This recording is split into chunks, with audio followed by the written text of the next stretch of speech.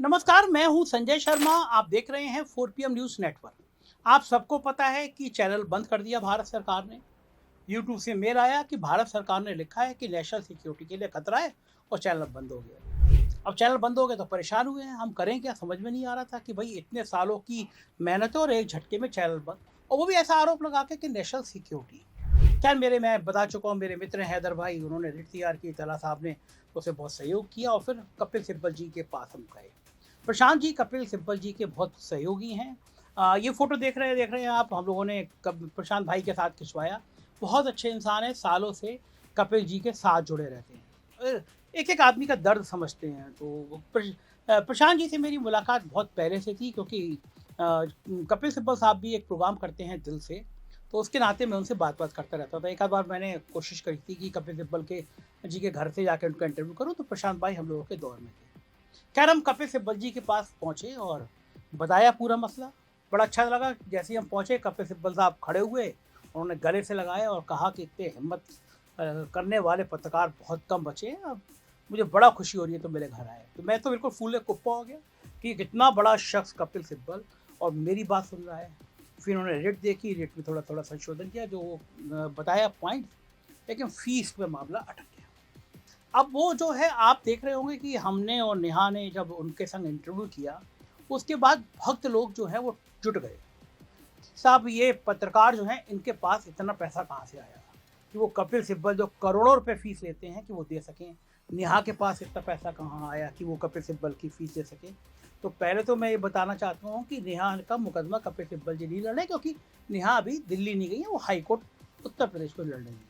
तो नेहा की तो फ़ीस का मतलब नहीं, लेकिन मेरा बहुत सारा फ़ीस थी, उन्होंने बता दी और मेरे पसीने छूट गए। तो क्या हुआ पूरा मामला कपिल सिब्बल के साथ, मैं बताता हूँ, लेकिन मैं थोड़ा-सा परिचय आपको कपिल सिब्बल का देना चाहता हूँ कि पता चले कि एक शख्स देश में, कोई शख्स ऐसा होता है ना, अपने नाम की पहचान बनाता है, पूरे देश में एक ब्रांड बनता है। कपिल सिब्बल उस ब्रांड में। तो मैंने सोचा कि थोड़ा-सा मैं पहले आप लोगों को परिचय बता दूँ। देश में जितने काबिल और न्याय के लिए लड़ने वाले वकील हैं ना, उन सब वकीलों में कपिल सिब्बल सबसे बड़ा नाम मैं कह सकता हूँ है। वो मौजूदा समय में सुप्रीम कोर्ट बार एसोसिएशन के अध्यक्ष भी हैं। बहुत बड़ी बात होती है भाई, सुप्रीम कोर्ट में इतने वकील होते हैं, बड़े अनुभवी वकील होते हैं, वह बार एसोसिएशन का अध्यक्ष है। देश के चर्चित कई बड़े मुकदमे वो न्याय के लिए लड़ चुके हैं, पैरवी कर रहे हैं। इसमें वक्फ बोर्ड समेत कई और मामले शामिल हैं। कपिल सिब्बल ने दिल्ली विश्वविद्यालय और हार्वर्ड विश्वविद्यालय, बहुत दुनिया के सबसे बेहतरीन विश्वविद्यालय हार्वर्ड विश्वविद्यालय से स्नातक किया है, और सिब्बल जी ने वॉल स्ट्रीट में कानून का अभ्यास किया है। अतिरिक्त सॉलिसिटर जनरल और सुप्रीम कोर्ट बार एसोसिएशन के अध्यक्ष समेत कानून और प्रशासन से संबंधित कई महत्वपूर्ण पदों पर कार्य किया है। बहुत कम लोग जानते हैं, बात सच है कि कपिल सिब्बल जी ने साल 1973 में यूपीएससी को क्वालिफाई कर लिया था और वो आईएएस बनने जा रहे थे, लेकिन वो अपने पहले प्यार के लिए वकालत के पेशे में चले गए। पहले प्यार का मतलब ये नहीं है कि किसी प्रेम का या लड़की से उनका अफेयर हो गया, बल्कि वो वकालत को अपना पहला प्यार मानते थे, और यही वजह है कि उन्होंने आईएएस के चलते वकालत को चुना। एक कवि के रूप में ये मुझे भी बड़ा हैरानी हुई। एक कवि के रूप में सिब्बल साहब को बहुत कम लोग जानते हैं कि कपिल सिब्बल साहब एक कवि भी हैं। कई मौक़ों पर इन्होंने कविताओं के माध्यम से कभी शुभकामनाएँ दी हैं, कभी देश की स्थिति बयाँ की है, कई बार सरकार की खूब आलोचना भी की है। इनके ट्विटर अकाउंट पर ऐसी कई सारी कविताएँ मिल जाएँगी। 2016 में आई हिंदी फिल्म शोरगुल के लिए कपिल सिब्बल ने गीत भी लिखा है। वहीं कई मुद्दों पर समाचार पत्रिकाओं में अक्सर उनके आलेख भी प्रकाशित होते रहते हैं। राजनेताओं के रूप में कपिल सिब्बल जी पहली बार कांग्रेस से 1998 में राज्यसभा सदस्य के रूप में चयनित किए गए। 2004 के चुनाव में कांग्रेस की तरफ से चुनाव लड़ा उन्होंने, और भाजपा की चर्चित टीवी अभिनेत्री स्मृति ईरानी के खिलाफ चांदनी चौक निर्वाचन क्षेत्र से जीतकर एमपी बने, और उन्हें प्रधानमंत्री मनमोहन सिंह के तहत मनमोहन सिंह की सरकार में उन्हें केंद्रीय विज्ञान प्रौद्योगिकी और पृथ्वी विज्ञान मंत्री के रूप में मंत्रिमंडल में शामिल किया। उन्होंने 2009 के लोकसभा चुनाव में भारतीय राष्ट्रीय कांग्रेस के लिए दूसरी बार चांदनी चौक निर्वाचन क्षेत्र चुनाव जीता। दूरसंचार मंत्री के रूप में अपने कार्यकाल के दौरान 2G स्पेक्ट्रम मामले के नुकसान के बारे में उनकी टिप्पणी केवल काल्पनिक थी और इससे शून्य नुकसान हुआ, ऐसा उन्होंने साबित भी कर दिया। इसे सार्वजनिक रूप से काफी आलोचना हुई थी कि कपिल साहब ने टिप्पणी कैसे कर दी, और बाद में ये मामला विवादित रहा। कपिल सिब्बल ने देश के कानून के मंत्री के रूप में काम किया और कानून के लिए कई बड़ी लड़ाइयां लड़ी, लेकिन वो हमेशा से कानून और देश के लिए लड़ते रहे। 2G वाला मामला साबित हो गया, सुप्रीम कोर्ट में सब फर्जी था, एक झूठा एक आरोप लगाया गया था। इस समय वक्फ बोर्ड के केस में कपिल सिब्बल ने जो टिप्पणियां दी हैं, पूरे देश ने उनको सराहा है कि किस तरह उन्होंने सुप्रीम कोर्ट के सामने अपनी बात रखी। बाबरी मस्जिद, 3 तलाक, कश्मीर की धारा 370 के खिलाफ मुकदमे में उन्होंने पूरे देश में एक अलग पहचान स्थापित करी और बताया कि कहाँ का सरकार गलती कैसे कर रही है और ठीक किया जाना चाहिए।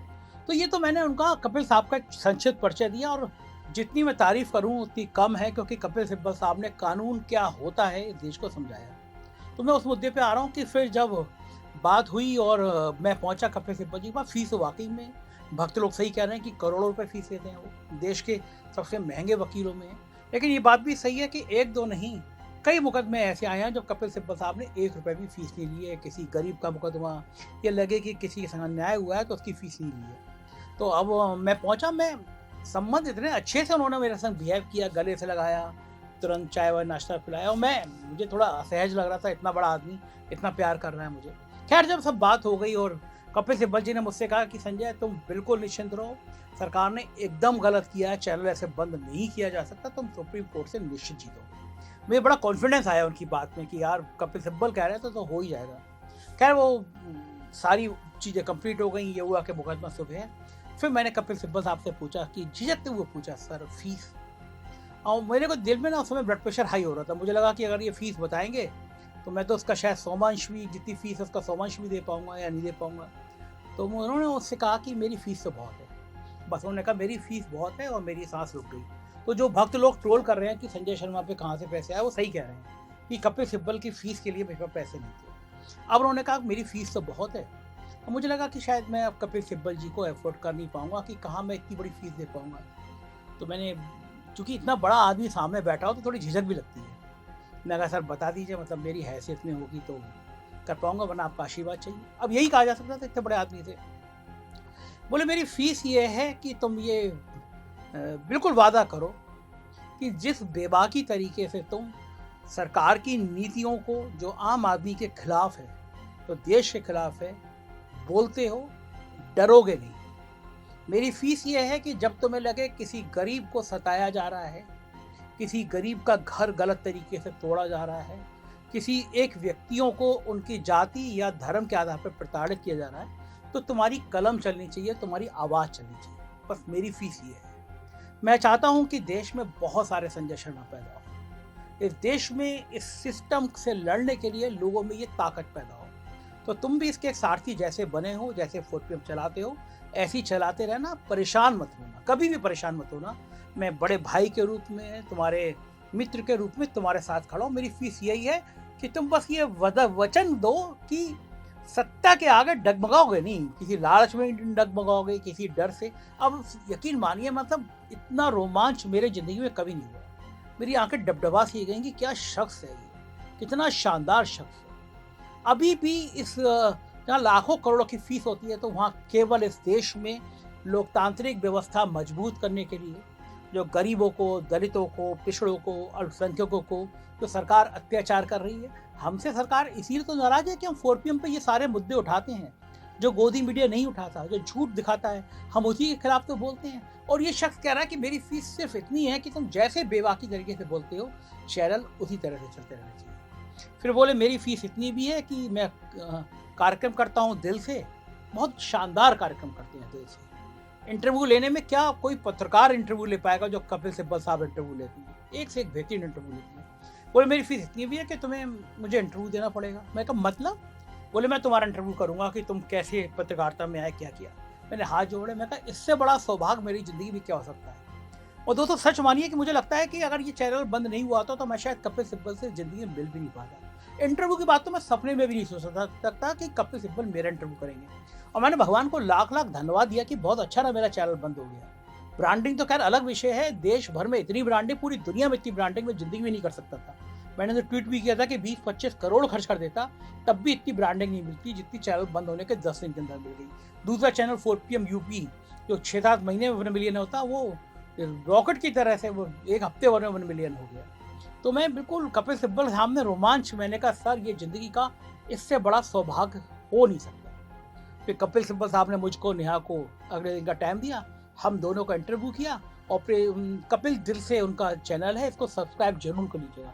देश की एक बड़ी से बड़ी हस्ती का इंटरव्यू आपको वहाँ मिलेगा और इंटरव्यू लेने का तरीका देखिएगा, सवाल देखिएगा, और वो सच लाना चाहते हैं देश के सामने कपिल साहब, जो अभी तक किसी ने देखा नहीं। तो जितने सब्सक्राइबर हैं मेरे, मैं उनसे रिक्वेस्ट करूंगा कि कपिल सिब्बल साहब का भी कपिल दिल से आप डालेंगे, ये आ जाएगा इसका लिंक, इसको शेयर कीजिएगा। तो भक्तों आप खुश हो जाओ, आप जान लो कि कपिल सिब्बल की फीस कितनी है, क्योंकि सोशल मीडिया पे बहुत लगातार चल रहा था कि फीस कितनी है, फीस कितनी है, तो मुझे लगा बता दूं। तो कपिल सिब्बल की फीस इतनी है, और मैं चाहता हूं देश का हर वकील इसी तरह जो लड़ाई लड़ रहे हैं उनसे फीस इतनी रहे, उनसे कहे कि तुम सच की लड़ाई लड़ते रहना, डरना मत। जो तानाशाह होते हैं वो इसलिए डरते हैं कि लोग उनसे डरना बंद ना कर दें। कपिल सिब्बल जैसे लोग जब तक देश में मौजूद रहेंगे तब तक कोई 4PM या कोई दूसरा चैनल इसी तरह सच की आवाज़ के साथ खड़ा रहेगा। मैं इस चैनल के माध्यम से कपिल साहब का दिल से शुक्रिया अदा करना चाहता हूं कि उसके प्यार ने मुझे बहुत बड़ी ताकत दी है। शुक्रिया, जय हिंद।